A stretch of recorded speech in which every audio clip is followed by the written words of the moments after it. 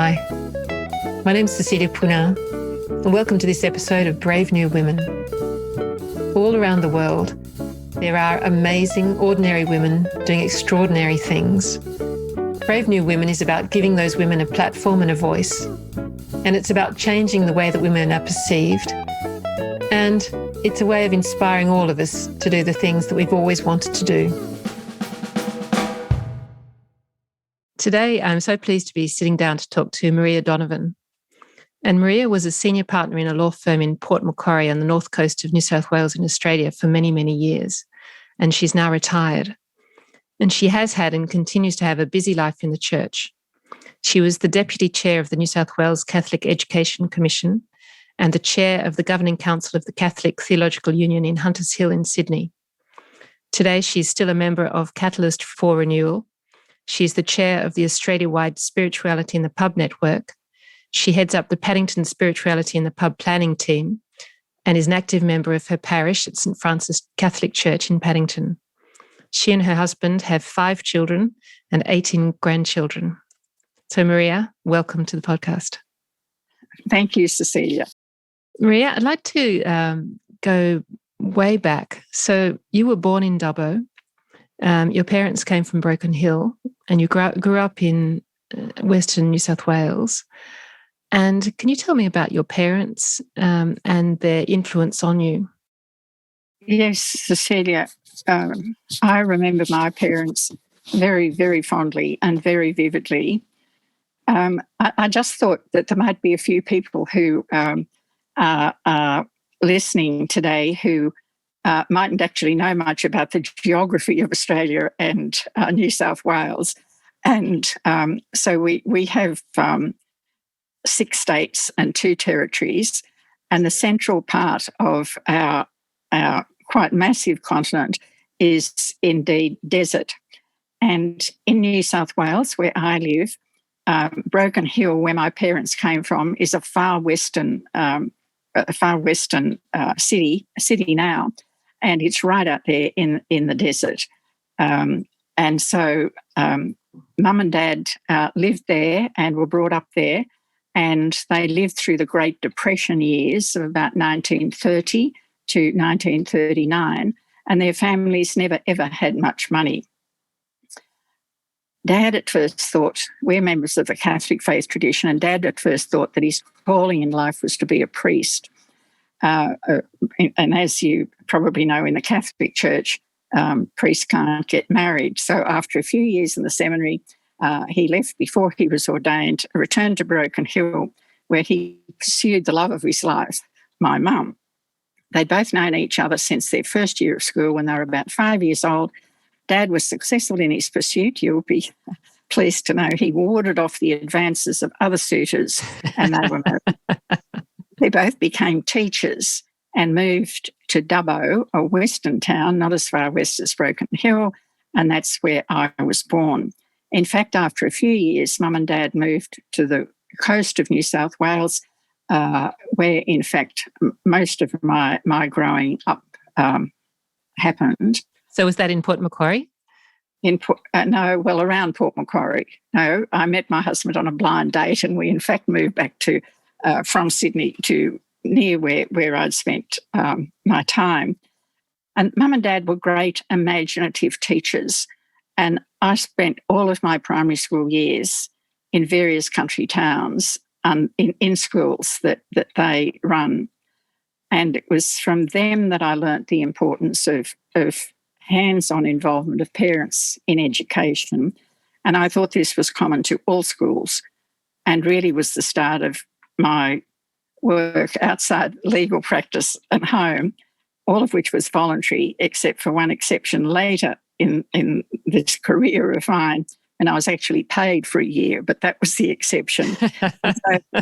So this is how I really became involved in community building programs. So what sorts of things were your parents doing to bring the parents into their schools? Well, they, for example, when they moved to Avalon Beach, which is a suburb of Sydney, a northern suburb of Sydney, and had a very small community, when Mum and Dad opened the school, there were 40 students. When they when they retired 20 years later, there were over 1,000 children at the school. Goodness. But Avalon is also a centre of many arts. And so there were famous painters, people who were involved in the entertainment industry, especially early days of television, all sorts of areas. And so Mum and Dad were innovative in that they encouraged these people to participate in the life of the students of the school. And so they had parent groups that would support whatever was happening. They built the first outdoor theatre in the whole of New South Wales, I think. And because of the involvement with the arts, people from the opera, the opera company came out and ran performances, and it was all. And so I thought that this is what happened in all schools. So that was, and I mean, that's how I got involved with the Catholic Education Commission of New South Wales. Now, I don't know whether you want me to tell me about. Yeah, tell me about that. Tell me about that. And so when our oldest child was 4, and so this is in Port Macquarie days after I married David. When he was 4, I thought, well, I better start going to the P&F group, the Parents and Friends group, to find out what was happening. And so it was with a great shock that I found that parents were only involved in fundraising and in running the tuck shop. And so I thought we needed to do something about that fairly drastically. So Michael started school the next year. I brought Dad up a couple of times. He talked to the P&F group. And so I was then, by then I was chairing the P&F. And so I started a group, for example, of mothers who would look after the children of other mothers who had special expertise. So because it was such a little tiny school, and we're talking now about the late 60s, early 70s, there was no library. And so one of the mothers I discovered was a librarian, but she had 3 little kids, and so those little kids went to the mothers group, the parent group, but it was all mothers in those days, and that allowed Maureen to come into the school, and we ran, once again, quite imaginative ideas, gatherings, selling books, and so we got a little library started in the corner of one of the spare rooms, and Maureen knew all about the Dewey Decimal System, which is the old-fashioned way that libraries were run in those days, and so that started. There was another lady who was an expert seamstress, and so she came in to teach kids to sew, boys as well as girls, let me say. And so I found an artist, a painter, an artist, and he came in. It was a dad, but he came in, interrupted his work. And so we had, and another important group was a group of mothers who actually helped in the classroom as teachers' aides. I mean, that was unheard of in those days. And they helped the teachers either in the classroom or preparation of all of their stuff. And so they were the sort of things that I did there. And then the parish priest, Father Leo Donnelly, said, "Look, Maria, I think it's time we had a parent on the diocesan education board." And Lismore is right up near the Queensland border. It was, about 500 kilometres away. And so he and I used to fly up once a month and attend those meetings. Now, one of the things that the Lismore Diocese had organised prior to this was an annual priests' principals conference. And I thought, ho, ho, ho, we've got an opportunity here. So I made overtures to the group, and we got the parents included. So then we had this annual retreat where the conference where the priests and parents as parents as well as the principals and the priests. And so then the bishop got hold of me and he said, "Look, there's a new parent committee being formed as a standing committee of the Catholic Education Commission of New South Wales. And would you be happy to be the Lismore diocesan parent on it? So, of course, I said, yes, my lord. down I trotted one day a month to that. And then the commission itself decided that it needed to have a couple of parents on the commission itself. And so by this time I was chairing I was the first chair of the parent committee. And so I gravitated to the commission. And then, a couple of years later, the president of the Catholic Education Commission of New South Wales always had to be a bishop. And he was appointed by the upper echelons. However, the deputy chair was elected each year. And so somebody said to me when we were going into this meeting, I want you to stand as the deputy chair. And I said, for goodness sake, Vic, I can't do that. We've got all these eminent educators. He said, you can do it. And so it was by secret ballot. And I beat, I'm not saying this to praise myself, but I beat another bishop to this role. And so, I was the first lay woman to be in this position. So that was deputy chair or chair? Deputy chair. No, deputy chair. Deputy chair. And deputy chair. However, the bishop whom I'd beaten, I won't mention his name, but he never really let me forget it. It gave me a bit of a hard time. However, my beautiful bishop, who was the chair, after I'd been deputy chair for about 3 months, he had a heart attack, and so I had to chair the meetings for almost a year while he got over his heart attack. So once again, it was thanks to my parents for their imaginative leaderships that all of this happened.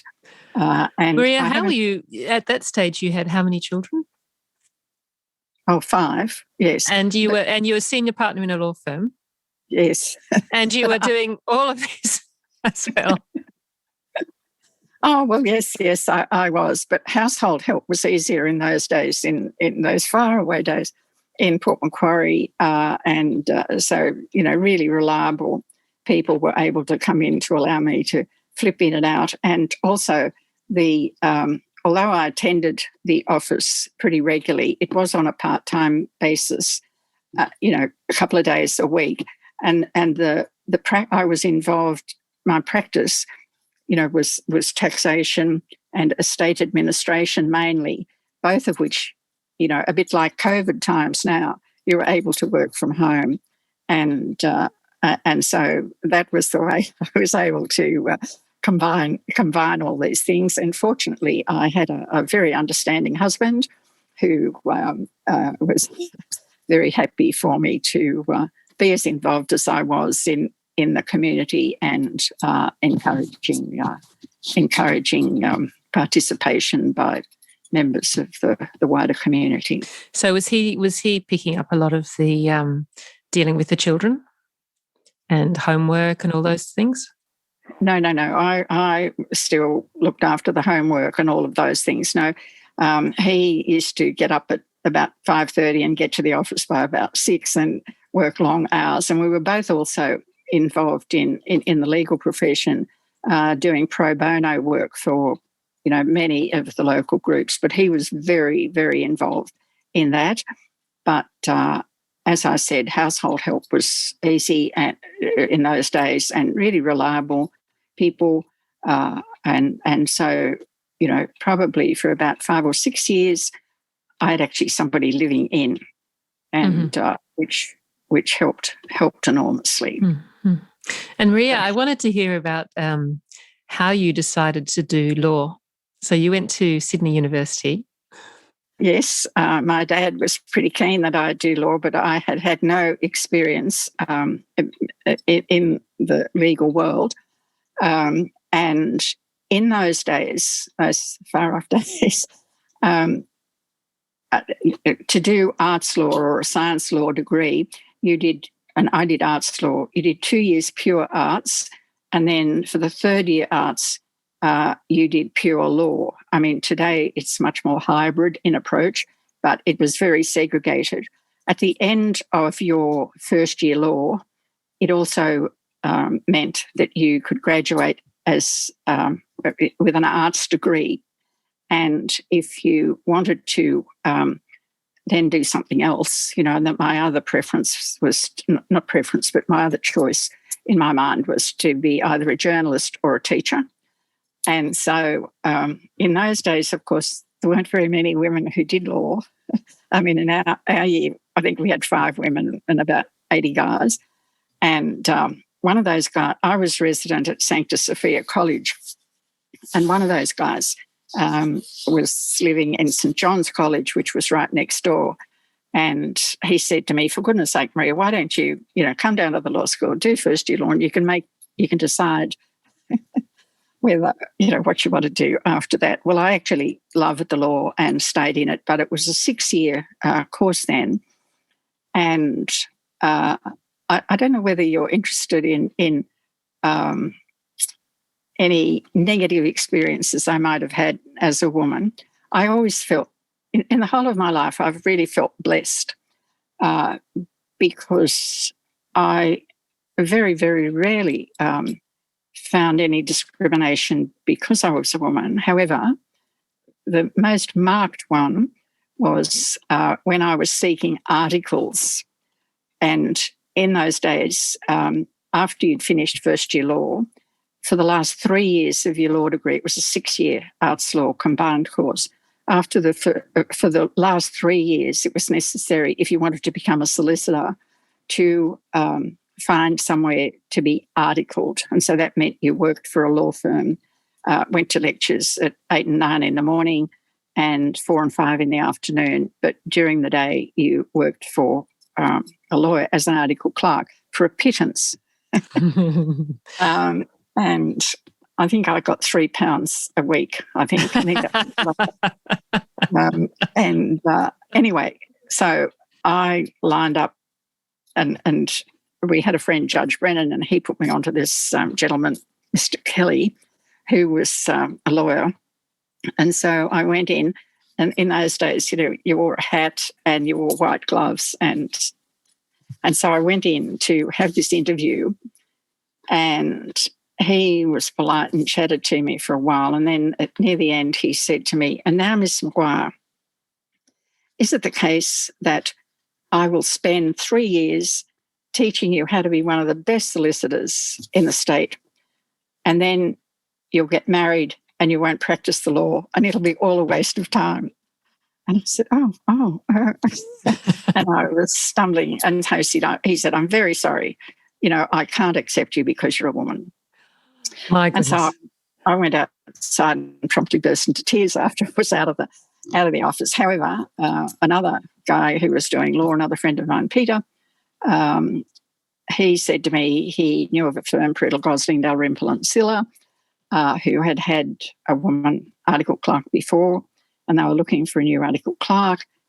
And so I went there, and so I was accepted. And as well as that, there were 3 article clerks there, and one of them was a very, very good bridge player.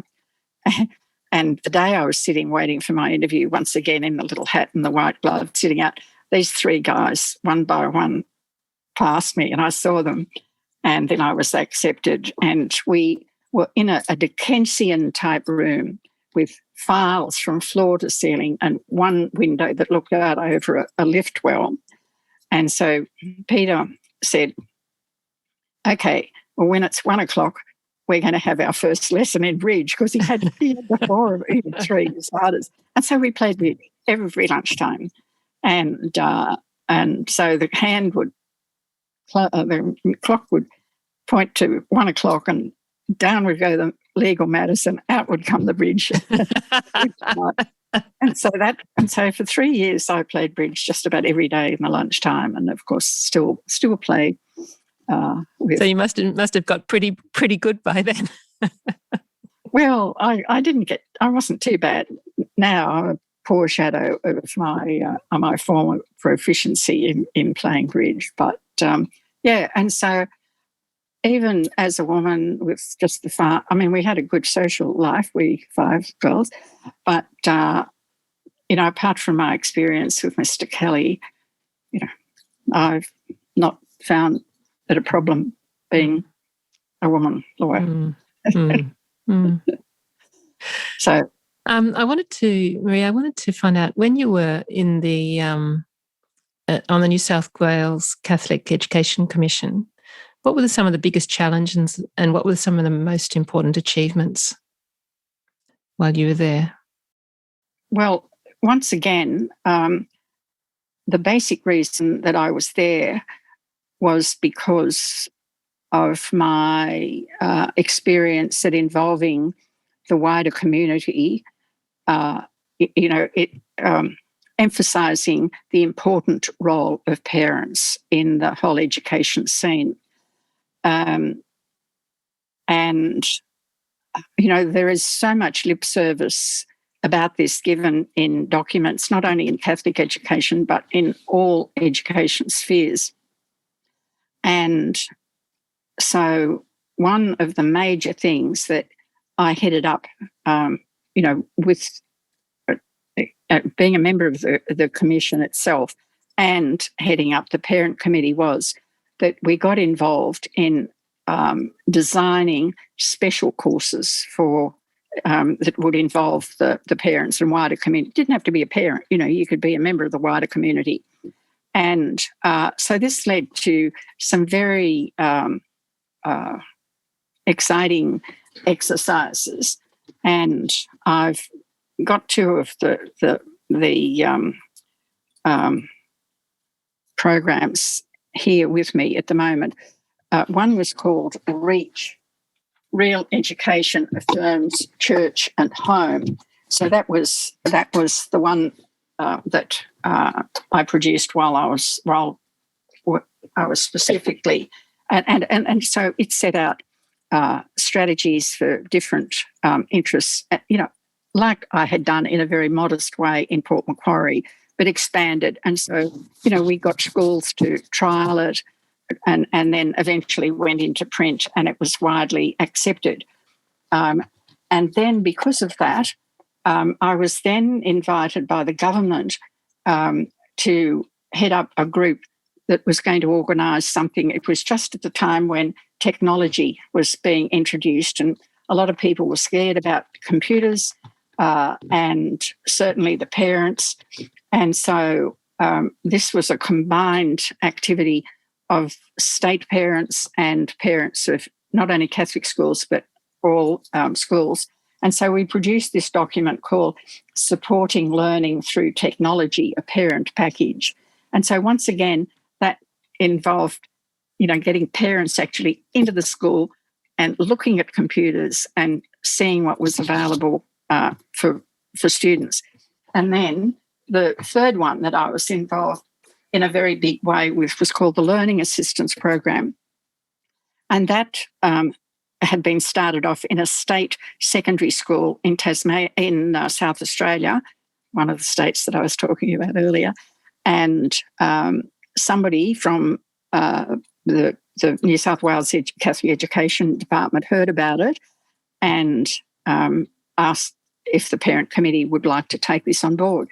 And so we did this, and this was very, very innovative. That was a one-to-one program, and once again, you looked to the general parent and the rest of the population for people with specific skills. And so it might be somebody who really liked playing chess, or it might be somebody who really liked gardening, or it might be somebody who really liked painting pictures. It was limitless, the number of things, and it was aimed at kids who were having specific difficulty in school. And so, it was quite involved because, you had to get the principals on side, and then the principals needed to get a group of teachers who were ready to embrace this, and then you had to find the parents and members of the wider community. But it was really quite, it worked really, really well. And it was so funny because I thought after I'd been sponsoring this and getting it all or helping get it all organised, I thought, well, perhaps I should offer to be one of these parent participation people actually in school. And so I was accepted by one of the nearby Catholic schools, a secondary school, and I had two little. And so my expertise was that I was a fairly organised sort of person, and so these two little kids in year 7 were poorly organised, and one little kid had put on so much weight. She'd done really, really well in primary school, and then she went to secondary school and her grades were down. She was getting fatter and fatter and fatter, really unhappy. And so I actually went into the classroom 2 mornings a week for an hour during English with the English teacher, and just sat and chatted in the classroom to these little kids. Others who were involved in chess or reading or something like that, they would probably take the kids out of the classroom and go to the library or into the garden or whatever they were doing. But I was actually in the classroom, and so it had just this magic effect on these two little girls. And what were you talking to them about? Oh, I would just be in the classroom, talking to them. If I was talking to them about extracurricular things, about the importance of taking the stuff home for homework, take your pen and pencil, bring it back the next day or whenever it was supposed to be. But I think it was just the fact that the kids had somebody that they felt was really interested in them. And I was invited along at the end of the year to go to the concert that the teachers put on.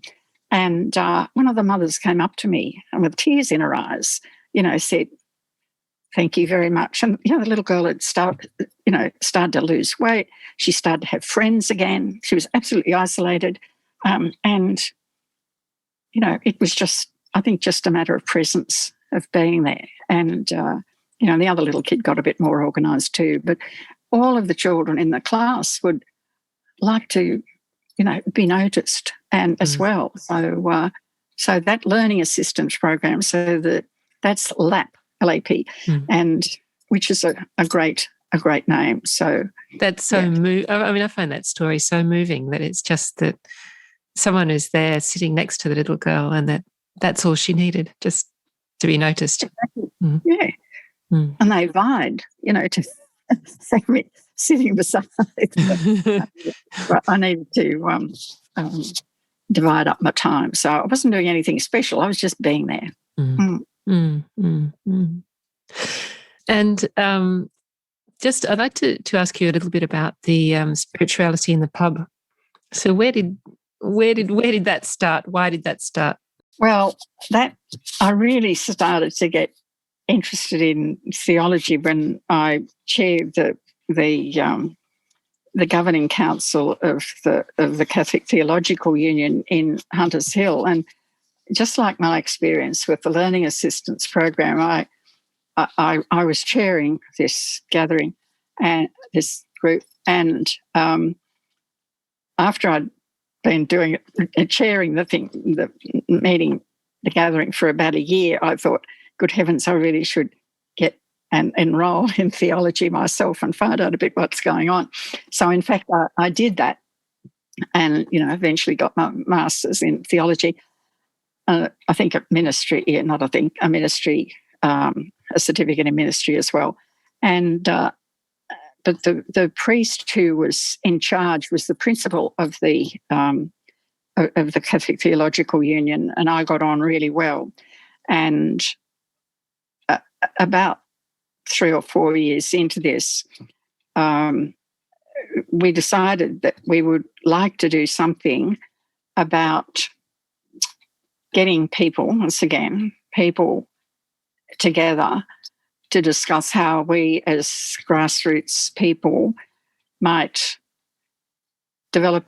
think about our own spirituality and the effect that this might have if we created groups that people would be able to participate in. And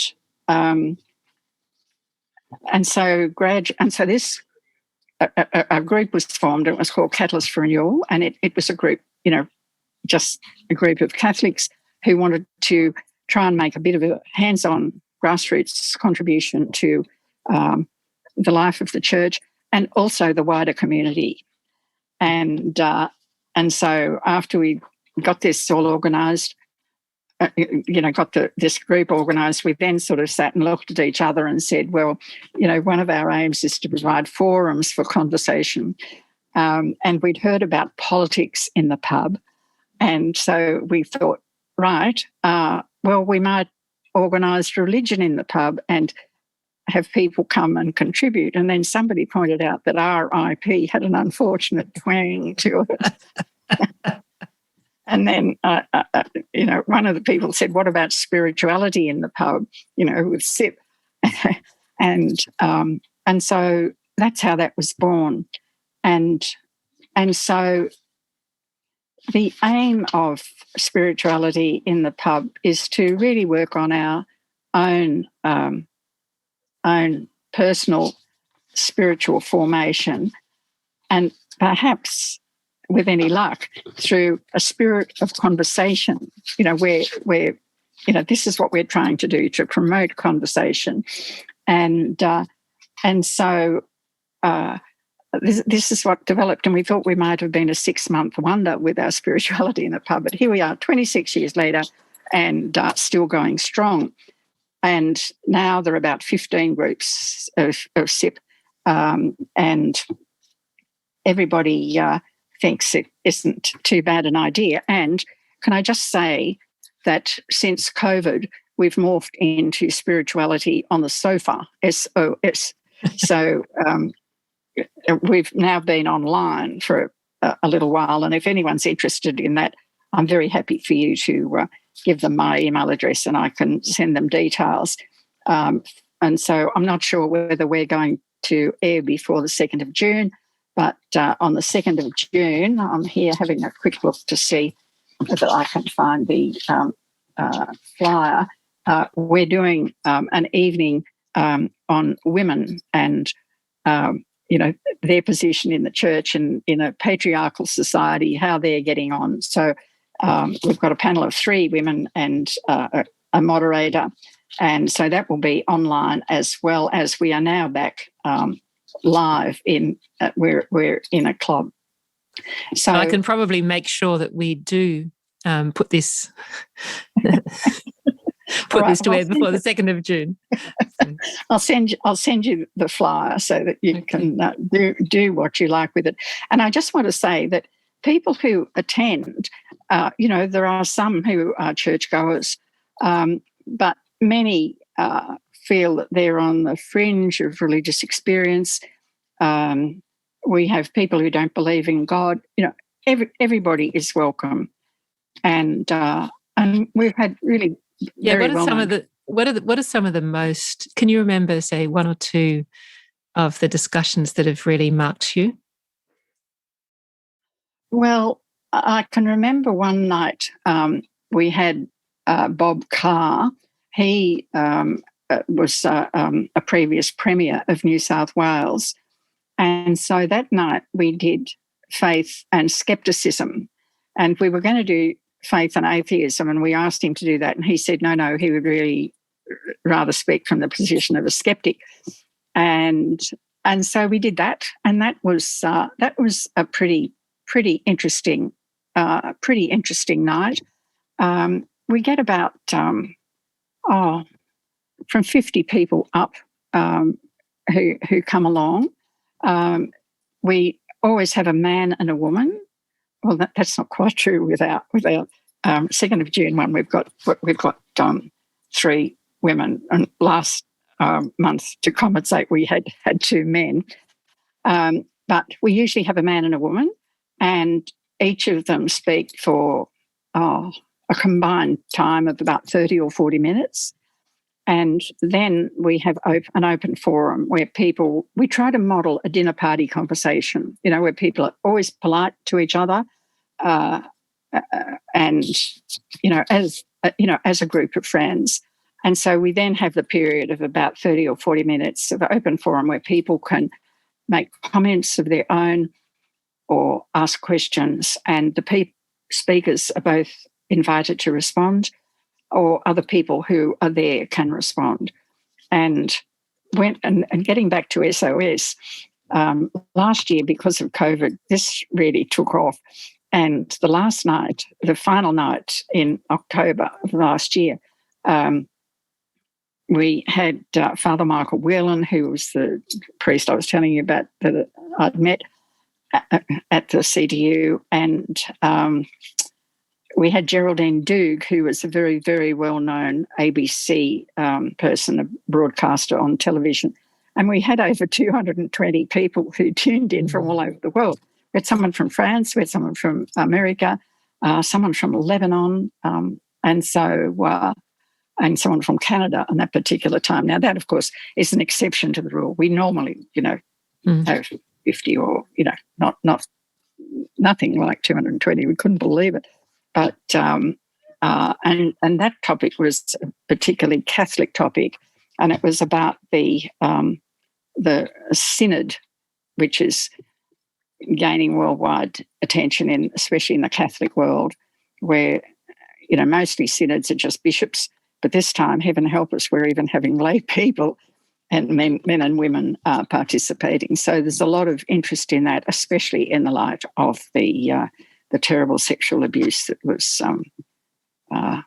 disclosed in the Catholic Church. So, so that's just a little bit about spirituality in the pub. And do you feel that when you listen to that, do you are there particular themes that really get people stirred up, or that are really important to people? Do you feel as though people are looking for spirituality? What I think sort of things are coming up? I think that thoughtful people really realise that working on their inner lives is really important, because this is transferred to the way they behave in their public lives. And so I don't know that we've had any topics over all of those years that have really stirred people up in a negative sort of way. Hopefully they do stir people up to be more thoughtful and think about points of view that have been raised. But now specifically, fortunately, I have right beside me the year's program this year. So our 2021 theme was #Reconnecting because of the COVID, and inviting people to talk to us about how they are reconnecting. And so I've now seen that I've got this topic for the 2nd of June, and so it's reconnecting with purpose. And so the thrust of the conversation will be the role of the women in church, dynamic women, action and vision, finding your voice and a way of being within a patriarchal society, and reconnecting with integrity. So that will be an interesting night. But as I said, people who attend everyone tends to have a glass of wine or a beer. Many have a meal beforehand in the bistro. And so there is pretty much a spirit of goodwill. And so,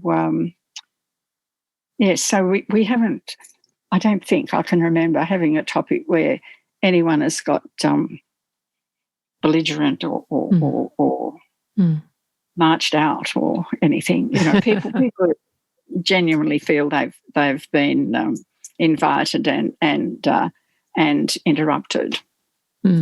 Interrupted, not interrupted, but able to have a discussion around a dinner table. In fact, some SIPs, of course, have tables and chairs, depending on the layout of the pub or the club. But some people, actually have it in the dining room, and of course, most publicans love us because they put us on a Monday, Tuesday, or a Wednesday night, which are least busy times. So, yeah. As we start to bring this to a close, there's there's a few questions I want to ask you. One is, you seem to just fall into these leadership positions. And why do you think it is that people are looking to you for leadership? What are you bringing to these leadership positions? Yeah, I thought when you invited me to do this that I was probably going to be a big disappointment to everybody, because I'd seem to have fallen into everything without seeking them. And so I actually had a bit of a think about that while I was thinking about what I might say on this occasion, or that you might ask me. And I thought that perhaps it had happened because a variety of reasons, and still happens actually. And I thought perhaps because I am a woman, because I'm a parent, because I was a senior partner in a legal firm of 9 lawyers, because of my hands-on involvement in church, and my interest in developing a spirituality based on good, solid conversation. And I then thought that perhaps because I'm now an elder in our society. So I don't know whether that answers your question, but I actually had a thought about that. And yeah, so I wonder if it's because just hearing you speak, because you've got a vision for the way that you want things to be, and you can imagine the way that you want things to be, and then you actually roll up your sleeves and get in and do the nitty-gritty. You actually do it. I wonder if that's why people are looking. Yeah, perhaps. It's certainly a doing sort of life that I lead and have led. And there's a whole lot of work that, of course, that goes behind the scenes, as you would know, and as everybody listening to this would know, in any area of serious involvement in life. A lot of things that go on behind the scenes, and so yeah. And the other thing that I wanted to ask you, Maria, is that the other very strong theme in your life has been the Catholic Church, your spirituality.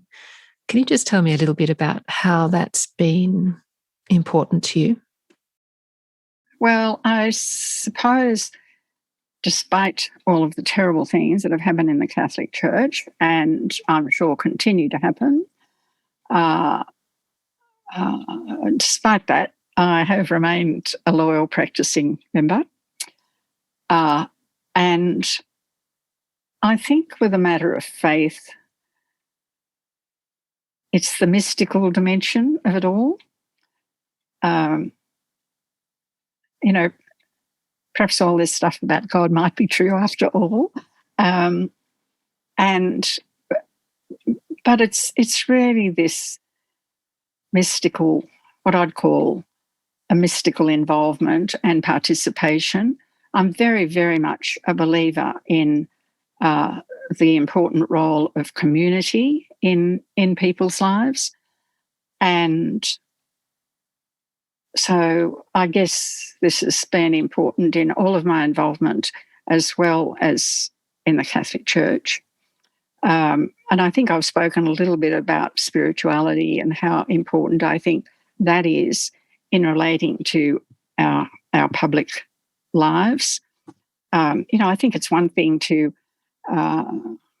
be holier than thou in what you say and do, and go to church on a Sunday and then come out and behave in a, even if it's not a reprehensible way, a way that isn't in keeping with the things you believe. So all of that has been really very, very important to me, in the church, and, with this developing enthusiasm I have for the spirituality of conversation, having really good conversations where listening is a very, very important part of any conversation. And I think we need to go into these situations being prepared ourselves to change, not beating other people over the head with, but encouraging conversation to arrive at a situation that is helpful for both yourself, the church, and for the wider community. Does that sort of answer your question? Yeah, absolutely. Maria, this conversation has been, I think, for me, it's been a delight. I think it's just lovely to spend time with you and to hear about how much you've given to, first of all, how much thought you've given to where you wanted to put your efforts, how much you've contributed to schools, to the church, to spirituality, to the wider community. I think that it's just so important, and if only there were more people like you. And just as we wind this up, is there anything that I've missed? Anything that you'd like to add? Anything that a message you've got for people who are listening? Just anything at all that you feel that you'd like to say?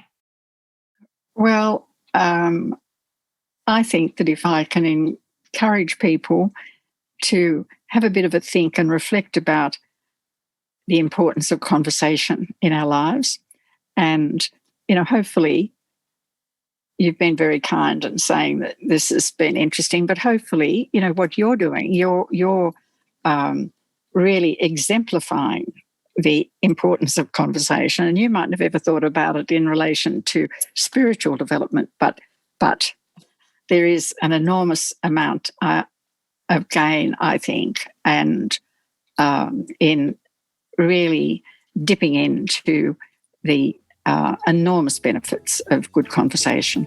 Thank you. Thank you for having me. Well, thank you. That's very kind of you. And thank you for your time. My pleasure. I hope you've enjoyed this episode of Brave New Women. Certain podcast sites such as Google Podcasts, Apple Podcasts, or Podchaser let you leave a rating and a review. The more ratings and reviews we get, the more people will listen and the more these women's stories will be shared. So I'd really appreciate it if you could. Thanks for listening.